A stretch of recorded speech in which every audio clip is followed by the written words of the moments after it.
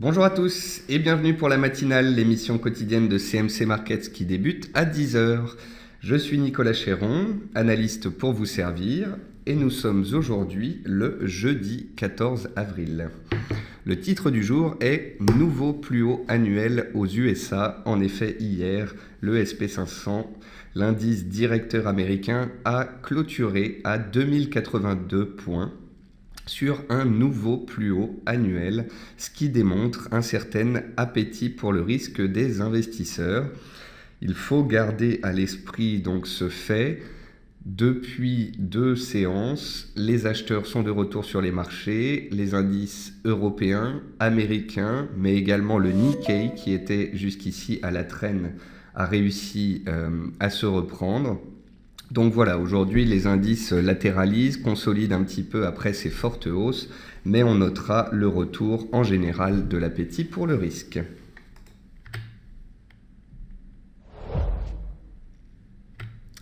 Comme tous les matins, voici un avertissement sur les risques concernant le caractère purement informatif de cette présentation et les CFD. Je vous laisse en prendre note. Comme d'habitude, vous pouvez me poser des questions tout au long de cette présentation avec les outils de chat et de questions-réponses qui se trouvent en haut de votre écran. Nous allons voir ensemble l'actualité, le calendrier économique, nous allons passer en revue des actifs sur la plateforme de CMC Markets et comme je viens de le dire, je répondrai à vos éventuelles questions. Bonjour à tous ceux qui viennent de nous rejoindre et bienvenue donc pour cette matinale. Alors, en termes d'actualité, le SP500 inscrit un nouveau record en clôture à 2082 points. Nous l'avons dit en introduction, l'appétit pour le risque est bel et bien présent sur les marchés. JP Morgan, hier, s'est apprécié de 4% suite à la publication de son chiffre d'affaires pour le premier trimestre. Le fait que JP Morgan soit une des plus grandes banques américaines et qu'elle publie en premier et que les résultats soient un petit peu meilleur, un petit peu mieux qu'attendu, eh bien, cela a donné du baume au cœur aux investisseurs. Ça a fait rebondir tout le secteur bancaire, que ce soit aux États-Unis ou en Europe. Le Nikkei bondit de nouveau, cette fois de plus de 3% grâce au recul du yen. Nous avons vu cela sur la paire USD-yen qui devait s'affranchir des 109 yens hier et qui a réussi en cours de clôture. Et cela a bien évidemment soutenu l'indice japonais. La baisse de l'euro sous 1,13 soutient les indices européens. Nous avons vu ensemble lors des dernières séances que l'euro avait échoué sous les 1,15, qu'il était revenu à l'intérieur d'un range compris entre 1,1330 et 1,1450. Hier, l'euro-dollar a cassé ce range par le bas et le fait qu'il recule soutient les indices européens. Selon l'OFR, l'Office of Financial Research aux États-Unis, Wells Fargo et les 3 plus grandes banques chinoises représentent un risque systémique en cas de faillite. Hier, il y a eu la publication de la liste des 30 plus grandes banques du monde. Les premières sont chinoises et dans le top 10, on retrouve donc Wells Fargo, une grande banque américaine, et donc cet office, ce bureau considère que ces banques, en cas de faillite, pourraient engendrer un risque systémique. Le terme risque systémique est un terme qu'on utilisait en 2008 lorsqu'on a eu la crise des subprimes. Rabobank met en garde contre une possible correction des indices émergents et des devises émergentes au deuxième trimestre. En effet, si vous regardez l'indice des pays émergents sur 5 ans, c'est un indice qui est baissier, mais qui, par période, opère des rebonds relativement forts de 15 à 20%. Avec le recul du dollar américain, au premier trimestre, nous avons vu un fort rebond se mettre en place sur toutes les devises émergentes et sur de nombreux indices de pays émergents. Or, Rabobank considère que, tout comme depuis 5 ans, ce rallye de 20% pourrait arriver à terme et les velléités vendeuses pourraient être de retour. En effet, Rabobank considère qu'il y a des risques de hausse de taux aux États-Unis. Qui dit hausse de taux dit Regain d'intérêt potentiel pour le dollar américain, et si le dollar américain se reprend, cela pourrait de nouveau impacter négativement les devises et les indices des pays émergents. Michael Whitner de la Société Générale estime la probabilité d'un accord à Doha à 50%. Alors, concernant Doha, donc la réunion de Doha, c'est la réunion avec de nombreux producteurs de pétrole qui se tiendra ce dimanche, 17 avril. Les États-Unis ne sont pas présents. Le ministre de l'énergie iranien ne sera pas présent, il envoie un émissaire. La probabilité donc d'un accord reste autour de 50% d'après Michael Whitner. Le but de... Pourquoi est-ce que j'ai mis cette news en fait dans la matinale? C'est parce que le pétrole s'est apprécié de plus de 20% ces dernières séances. Il s'est apprécié car les opérateurs spéculent justement sur un possible accord à Doha. Or, si on n'a pas d'accord, ou si on a un accord mais sur un gel de la production alors que la production est à ses plus hauts historiques pour l'Iran et l'Arabie Saoudite notamment, cela pourrait ne pas avoir un impact aussi fort qu'attendu par les marchés sur le pétrole. Donc soyons prudents. Il va y avoir donc le sommet ce dimanche et lundi on pourrait soit ouvrir en forte hausse, soit ouvrir en forte baisse sur le pétrole. On ne connaît pas l'issue à l'avance et donc il faut faire très attention à cela. Côté entreprise, Nestlé a battu le consensus lors de la publication de ses ventes au premier trimestre. Casino a publié un chiffre d'affaires en baisse de 10,6%, un petit peu supérieur au consensus, et le titre ces dernières semaines s'était particulièrement repris en prévision de la publication de ce chiffre qui rassure à court terme les investisseurs. Virbac rassure également sur son activité avec un chiffre d'affaires en ligne et le titre bondit ce matin de 10%. Côté statistiques passées hier, petite surprise sur les ventes au détail américaines qui sont ressorties en baisse à moins 0,3%. Le taux de chômage australien est ressorti à 5,7%. Bien meilleur qu'attendu, on attendait 5,9%. Les créations d'emplois ont également été supérieures aux attentes, avec 28 000 créations d'emplois alors qu'on attendait moins de 20 000 créations d'emplois. Et puis concernant les stocks de pétrole, ils étaient supérieurs aux attentes à 6,6 millions de barils, mais, il y a un mais, on a eu une forte baisse des stocks d'essence et il y a eu une baisse plus prononcée sur les stocks au terminal de Cushing. Cushing, c'est un des terminaux donc aux États-Unis.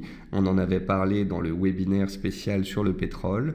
Les investisseurs étant focalisés donc sur les différents chiffres, les stocks de brut, les stocks d'essence, les stocks à Cushing.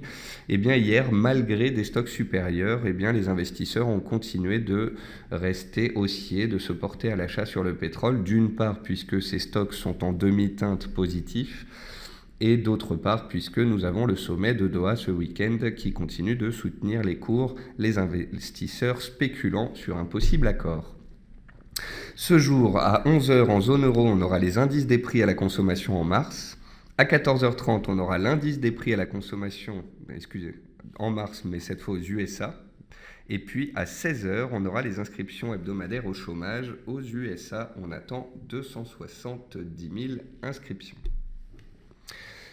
On va passer à la plateforme de CMC Markets et on va commencer par les indices. Le premier indice que l'on va regarder, c'est l'indice américain, le SP500. Donc, qu'est-ce qu'on peut voir sur le SP500? On peut voir que la tendance est bel et bien haussière depuis maintenant près de 2 mois. Le rythme de la hausse était effréné. Depuis 2-3 semaines, on a consolidé, on a tenu les supports et il y a 2 jours, les acheteurs ont repris la main et ont redynamisé la tendance haussière. De ce fait, hier, on a clôturé à 2082 points, un nouveau plus haut annuel. On travaille actuellement la résistance des 2080-82 qui correspond à des plus hauts du mois de décembre 2015.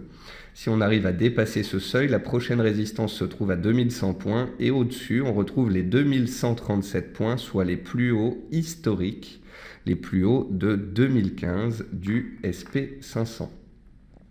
À court terme, bien évidemment, si on n'arrive pas à passer cette résistance, on pourrait réintégrer le range et rester dans un range entre 2040 points et 2080 points.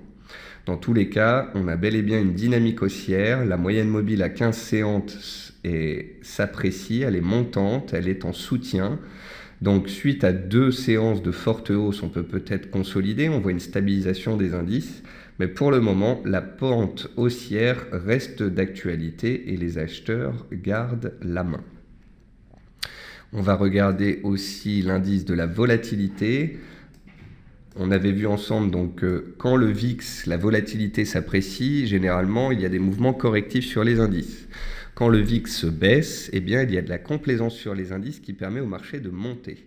Eh bien, on peut constater ici que le VIX, qui était sous pression la semaine dernière, est fortement reparti à la baisse hier et avant-hier, signe de complaisance sur les indices, et c'est ce qui a permis notamment la forte appréciation des cours. Tant que le VIX restera dans une dynamique baissière, les indices pourraient rester dans une dynamique haussière. Alors après, on va regarder les indices européens. On va regarder le CAC 40 qui a ouvert à 4500 points et qui consolide sous ce seuil ce matin. Il faut dire que les 4510 points, pratiquement les plus hauts du jour, ça correspond au plus haut du mois de mars. Il est légitime qu'après une forte appréciation des cours de 280 points, soit de 7% sur le CAC 40, nous ayons des prises de bénéfices et une latéralisation des cours. Hier, on avait vu qu'il y avait une petite résistance intermédiaire à 4470 points. On l'a cassée hier. Elle pourrait donc faire office de support ce jour. Tant qu'on est au-dessus des 4470 points, la tendance reste particulièrement puissante et haussière et les acheteurs ont la main. Si et seulement si on retourne sous les 4470 points, on pourrait avoir une consolidation peut-être un peu plus forte. Et lorsqu'on constate un chandelier puissant comme celui d'hier, eh bien théoriquement, les 50% de retracement de ce chandelier pourraient faire support. Donc je vais le tracer, les 50% sont ici, dans la zone des 4430 points. Et donc on a un support à 4470, un support à 4430 et pour le moment un courant acheteur. Sur le DAX, c'est la même chose, sauf que ce matin, il est encore un petit peu plus solide que le CAC 40. On a vu hier que le DAX avait ouvert avec un gap haussier de continuation. La hausse a perduré en direction des plus hauts du mois de mars, ici aussi, à 10 050 points. C'est la zone que l'on travaille actuellement. Au-dessus de cela, il y a les 10 100, 10 130, une résistance majeure. Et si on arrive à dépasser cette résistance, on pourrait aller à 10 300 points, soit la zone de la MM200. Les supports, c'est les 50% de retracement du chandelier d'hier, ici vers 9 940, 9 950 points. Le deuxième support, c'est le gap laissé ouvert ici entre 9 800 et 9 860. Tant qu'on est au-dessus de ce gap de continuation potentielle, eh bien les acheteurs ont la main et on pourrait aller challenger les résistances. Si et seulement si on devait dans les séances à venir repasser violemment sous ce gap, les vendeurs reprendraient alors potentiellement la main. Je voulais vous montrer aussi l'Eurostoxx, car l'Eurostoxx, on avait émis ensemble l'éventualité de la construction d'une épaule tête-épaule il y a à peu près 10 jours. Il y a 10 jours, en fait, quand l'Eurostoxx est venu travailler la zone des 2850 points. Je vous ai expliqué que c'était exactement la même zone que l'on avait travaillé au mois de janvier sur cet indice et qu'on pouvait avoir potentiellement la construction d'une épaule tête-épaule inversée. Ce qui signifiait que si la zone des 2850 tenait, comme on l'avait pas anticipé, mais on avait parlé de cette éventualité, le fait que cela tienne a permis au cours de se reprendre, de repartir à la hausse et donc de matérialiser cette deuxième épaule. Les cours, pour le moment, donc sont haussiers et se dirigent potentiellement en direction des 3100. Les 3100, c'est les plus hauts du mois de mars. D'ailleurs, on peut voir que l'Eurostoxx est un peu en retard par rapport au CAC et au DAX. Et ça, c'est vraiment les 3100, la zone de résistance majeure sur cet indice. D'ailleurs, je vais la mettre sur mon graphique. Elle est ici à 3095 points exactement. Voilà. Donc, même chose sur l'Eurostoxx. Premier support, les 50% de retracement d'hier. Le deuxième support, le gap. Et la prochaine résistance à 3095 points. On a fait le tour des indices. On peut regarder aussi rapidement le Nikkei. Le Nikkei, le voici. Donc il a réussi à se stabiliser puis à se reprendre ces 3 dernières séances grâce au recul du yen. Et sa résistance majeure se trouve dans la zone des 17 100-17 200 points. On va passer ensuite aux actions françaises. Dans les actions françaises, hier, on a eu les matériaux de base, on a eu l'énergie, on a eu les bancaires qui étaient soutenus. Ce matin, on a Virbac qui reprend 10%, 11% même, grâce à la publication de résultats rassurants. Atos prend 4% et s'approche de ses plus hauts annuels. Je me demande même si ce ne sont pas des plus hauts historiques. Vous voyez donc une belle tendance haussière sur le titre Atos qui s'apprécie de 4% ce matin. Néanmoins, on a gapé à la hausse, on est monté jusqu'à 6% et on a un petit peu échoué ici sous les plus hauts de 2015. Il est légitime qu'après une forte appréciation des cours de 30% ces dernières semaines, une fois qu'on atteint une résistance, il y a des prises de bénéfices. Il y a aussi un fort gap sous les pieds d'Atos.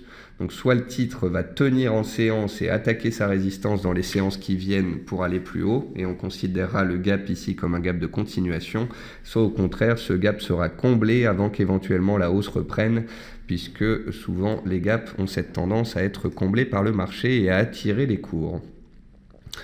Gerbet est dans les plus fortes hausses du jour. Alors on peut constater dans les hausses du jour qu'on a des titres comme Atos ou comme Gerbet qui étaient en tendance haussière, qui étaient dans des belles tendances en 2015. En début 2016, c'est des titres solides. Eh bien, vous voyez que quand les indices stabilisent, comme aujourd'hui, il y a des opérateurs qui font du stock picking, c'est-à-dire qu'ils vont chercher des titres qui surperforment l'indice. Et dans ces cas-là, ils ont tendance à aller chercher des titres qui sont forts, qui sont dans des tendances haussières.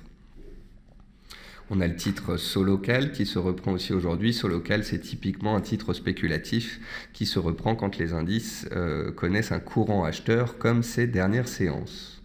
Par contre, vous pouvez voir qu'on n'a ni l'énergie ni les bancaires en forte hausse ce jour. En effet, on a eu des belles appréciations ces dernières séances et donc aujourd'hui, c'est un peu la séance de digestion, de consolidation. C'est un peu l'esprit de cette matinale, même si j'ai utilisé le titre nouveau plus haut aux États-Unis, vous expliquant que cela implique un courant pour le moment acheteur sur les marchés.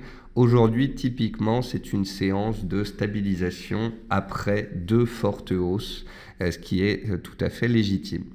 Dans les baisses du jour, pas de forte baisse, pas de baisse supérieure à 2%, des consolidations de titres.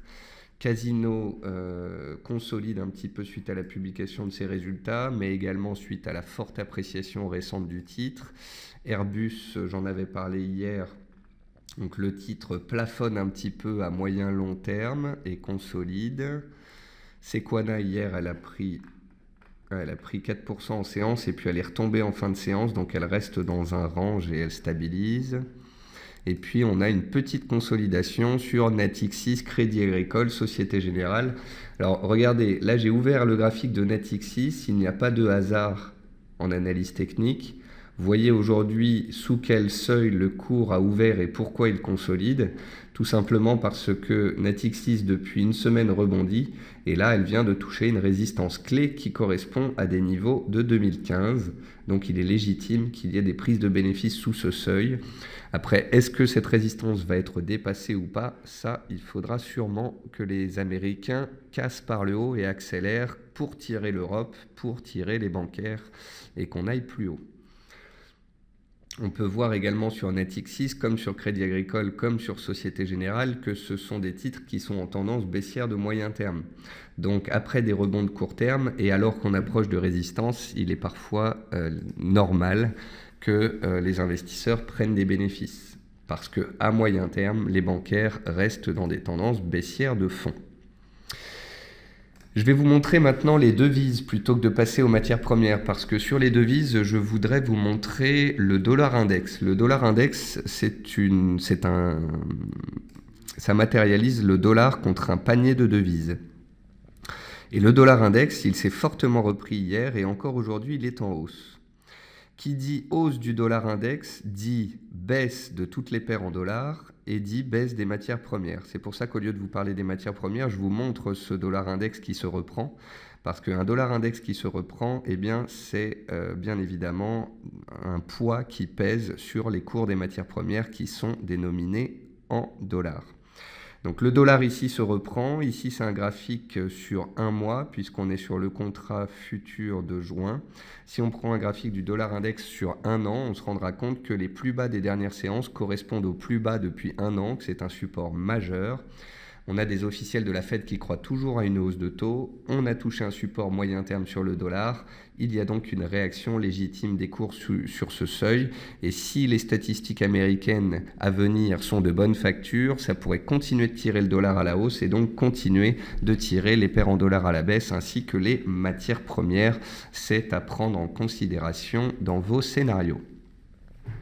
L'USD Yen, le voici. On va se mettre en données 4 heures pour voir un petit peu mieux. Donc l'USD Yen, on a parlé d'un double bottom et de la nécessité de casser la zone des 109, 109,10. Ça a été le cas hier. On est monté jusqu'à 109,50 et on consolide ce matin. Tant qu'on sera au-dessus de la zone des 109, 109,10, les acheteurs ont la main à court terme et le rebond pourrait perdurer. Si par contre ce soir on venait à casser les 109 et clôturer dessous, la neutralité prévaudrait de nouveau. L'USD CAD est intéressant aussi à regarder. En effet, étant donné que le pétrole s'est fortement apprécié ces dernières séances, il consolide ce jour. En plus de ça, on a une reprise du dollar américain, deux facteurs donc qui soutiennent l'USD CAD à court terme. Quand on regarde le graphique de l'USD CAD de la sorte, on se rend compte qu'il y a un support oblique qui passe par les points bas depuis 3 semaines. Imaginons que le sommet de Doha ce week-end ne soit pas une réussite, voire soit un échec et que le pétrole reparte à la baisse. Eh bien, l'USD CAD qui a touché un support hier pourrait potentiellement s'apprécier fortement de nouveau. Donc attention au pétrole, à Doha, à l'USD CAD. Si bien évidemment le pétrole explose à la hausse, l'USD CAD sera de nouveau sous pression. Mais alors que le dollar vient de toucher un support, si le pétrole baissait à son tour, l'USD CAD aurait donc deux facteurs de soutien permettant un rebond, s'ajoutant aux facteurs de l'analyse technique qui démontrent un support oblique passant par tous les plus bas. On va regarder les autres paires en dollars. Le NZD-USD a buté sous ses plus hauts et consolide. Ce matin, il est revenu de nouveau sur son oblique et il réagit. Tant que le NZD sera au-dessus de cet oblique, il peut continuer de grimper. Par contre, on note la matérialisation d'un double top potentiel. Donc si cet oblique casse, il y a des risques de revenir vers le bas du canal, vers le support ici. L'AUD-USD... il reste fort grâce à la publication des chiffres d'emploi de cette nuit. Donc tout comme le NZD, il a buté sous ses plus hauts. Par contre, à court terme, il reste relativement solide, soutenu notamment donc par les données macroéconomiques. La livre, au contraire, reste sous pression. On a vu hier que même si les supports tenaient, les plus hauts étaient de plus en plus bas et qu'on avait des risques de velléité baissière si le dollar se reprenait. Le dollar s'est repris, les cours sont donc sous pression. On pourrait potentiellement revenir en direction du support majeur des 1,40 et à ce moment-là, il faudra voir si de nouveau les acheteurs se présentent. Quant à l'euro-dollar, on avait vu ensemble qu'à moyen terme, il avait échoué sous les 1,15, qu'à court terme, il avait fait des fausses sorties au-dessus des 1,1440, ce qui augmentait la probabilité d'un piège à la hausse et donc d'un redémarrage baissier. On a vu hier qu'il avait réintégré le range entre 1,1330 et 1,1450 et qu'il y avait donc des chances que l'on casse par le bas. Ça a été le cas et la baisse continue encore ce matin. Tant que le dollar sera recherché, l'euro-dollar sera sous pression. À court terme, on a échoué sous une résistance de moyen terme. Il est donc légitime que les cours se dirigent en direction des supports journaliers. Pour le moment, les vendeurs ont la main et le jour où on verra une réaction tangible, un chandelier de retournement, un support favorablement testé, alors on pourra parler de velléité haussière. Mais pour l'instant, ce sont bien les vendeurs qui ont la main. Et puis pour finir, on va regarder les matières premières. Donc bien évidemment, si je vous ai parlé d'un dollar sous pression acheteuse, eh bien, toutes les matières premières sont sous pression vendeuse. On a les métaux comme palladium et platinium qui baissent ce jour, qui restent sous pression. Alors, vous noterez quand même entre palladium et platinium que le platine est fort, qu'il est sur ses plus hauts depuis un mois, alors que le palladium, lui, est 10% sous ses plus hauts d'il y a un mois. Donc quand vous choisissez vos matières premières, que ce soit à l'achat ou à la vente, faites comme sur les indices, choisissez-les bien en fonction des plus forts et des plus faibles. Concernant l'argent, on a échoué sous le haut du range, à 16,20 hier. On se repliait encore un petit peu ce matin, mais vous voyez que les acheteurs tiennent bon. Sur l'argent, on l'a vu encore hier. À moyen terme, on est passé d'une tendance baissière à une tendance neutre. À court terme, depuis le début de l'année, les cours sont soutenus. On a ici un range moyen terme assez important. Si on prend en compte les mèches, le haut du range ici se situe exactement à 16,35. 16,35 est la résistance. Le jour où l'argent arriverait à casser cette résistance, eh bien potentiellement on aurait un démarrage haussier potentiellement puissant. Donc ça, c'est à surveiller. Les cours de l'argent, vous le noterez, surperforment les cours de l'or. Quand il y a des forts mouvements haussiers de moyen terme, c'est souvent le cas. L'argent reprend le dessus sur l'or. Donc ça, c'est à surveiller. L'or, le voici. On a parlé hier de la MM50 sur l'or, qui était un soutien technique. La MM50 a été touchée ce matin à 1230. Tant que les cours de l'or sont au-dessus des 1230, la pente est haussière soutenue par la moyenne mobile à 50 séances et on peut potentiellement repartir à la hausse. Mais si on casse 1230, alors on aura des risques de retour vers 1210, voire la zone des 1180-1190. Attention à l'or, car on pourrait matérialiser une sorte d'épaule tête-épaule. Si tel est le cas, ça voudrait dire qu'on pourrait revenir théoriquement dans la zone des 1180 qui fait support majeur, comme c'est indiqué ici sur mon graphique. Donc attention à ces 1230, c'est un beau pivot. C'est clair, l'analyse technique nous permet d'émettre donc ce support de court terme. Tant qu'on est au-dessus, les acheteurs ont la main, mais si on passe dessous, on pourrait voir des velléités baissières de nouveau être en place. Ce serait le cas notamment si le dollar américain devait rebondir beaucoup plus fortement. Et puis concernant les pétroles, donc on a une consolidation des cours suite à la forte hausse récente, aussi parce que l'on a atteint des résistances. Les investisseurs prennent également des bénéfices pour certains d'entre eux avant la réunion de Doha ce week-end pour ne pas être en situation de risque. Et puis bien évidemment, la reprise du dollar américain pèse un petit peu sur les cours. Sur le WTI, le support est à 40, la résistance est à 42.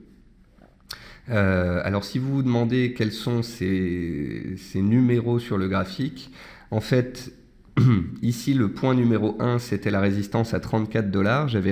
J'avais écrit une analyse pour dire que sous 34 $ les risques restaient baissiers, mais que si on cassait les 34 $ on pourrait matérialiser un beau rebond.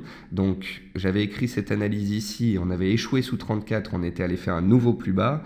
Ensuite, on avait cassé 34, on avait accéléré, on était monté vers 40. Et là, j'avais écrit une deuxième analyse pour dire que la zone des 41-42 $, c'était la zone de la moyenne mobile à 200 séances et d'une résistance horizontale claire. Donc, on pouvait potentiellement avoir une consolidation sous ce seuil. Les cours ont perdu 15% sous ce seuil. Et là, je m'apprête à écrire une troisième analyse sur le pétrole. J'hésite entre parler de la résistance clé des 42 $ qui fait résistance tout comme cela avait fait résistance il y a un petit mois, autour du 15 mars.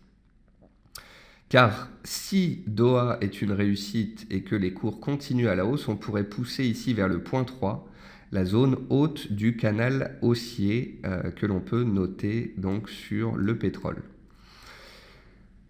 Donc pour l'instant, je sais que je ne sais pas, je préfère attendre, je laisse Doha passer. Si Doha est un échec, on repasserait potentiellement sous 40 $ et les vendeurs reprendraient la main à court terme. Si au contraire il y a un accord à Doha, même de principe, et que l'on casse les 42 $, alors on pourrait aller chercher la zone des 44-45 $. Et là, j'écrirai de nouveau une analyse sur le fait qu'il faut être prudent sur le rythme de la hausse. Même si la hausse doit avoir lieu, elle se fait avec des phases haussières et des phases de consolidation. Et quand un marché est haussier, un acheteur aura souvent une probabilité de gain bien supérieure s'il se place sur des replis plutôt que sous des points hauts. Donc voilà pour les matières premières. Vous l'aurez compris, il y a un effet dollar à prendre en considération. Et puis pour le Brent, pour finir, le Brent, le voici, un beau canal haussier, un support à 42,25, une résistance à 46.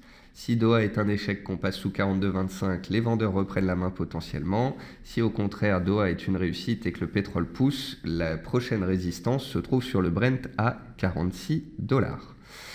Voilà donc les bornes des différents actifs à suivre. On a fait le tour sur les indices, les actions, le forex, les matières premières. Vous avez des pivots clés sur le pétrole, sur l'or, sur l'argent. Vous avez vu que les actions consolident ce jour. Vous avez vu que les indices consolident également. On suivra donc les statistiques américaines de cet après-midi qui devraient être des catalyseurs. Ne partez pas du principe que parce qu'on est fortement monté pendant plusieurs séances, on va fortement descendre. Quand un courant acheteur est puissant, cela signifie qu'il est puissant, point à la ligne. Ça veut dire que les acheteurs ont la main à court terme et que la hausse a plus de chances de perdurer que la baisse de reprendre. Voilà. Donc quand un mouvement haussier se réalise, se développe, eh bien, tant que les supports tiennent, les acheteurs ont la main et il faut le laisser se développer. Si on voit à un moment un échec sous résistance clé ou bien une cassure de support, alors on pourra parler de velléité baissière, mais ce n'est pas le cas pour le moment. Paul nous dit, aux États-Unis, la société Energydis se place sous la protection du chapitre 11. Effectivement, Paul, il y a plusieurs sociétés du secteur énergétique qui se sont placées sous le chapter 11 aux États-Unis, donc en pseudo-faillite. Mais ça n'a pas l'air d'inquiéter le secteur plus que cela. On savait que des sociétés feraient potentiellement faillite, mais dans leur ensemble, pour le moment, les pertes sur certaines sociétés, les faillites ont été pricées. Ça veut dire qu'elles ont été anticipées par les banques. Donc, tant qu'on n'a pas une faillite d'une très grosse société énergétique, pour le moment, ça reste normal. Voilà, sur ce, on a fait le tour. Séance de consolidation, stock picking sur action, pression un petit peu sur les matières premières avec un dollar fort, suite de la consolidation sur les paires en dollars. Voilà, vous avez à peu près toutes les infos que je souhaitais vous donner ce matin. Je n'ai plus qu'à vous souhaiter un bon appétit, une bonne séance de trading, et puis je vous retrouve avec grand plaisir demain 10 h pour la matinale. Bonne journée à tous.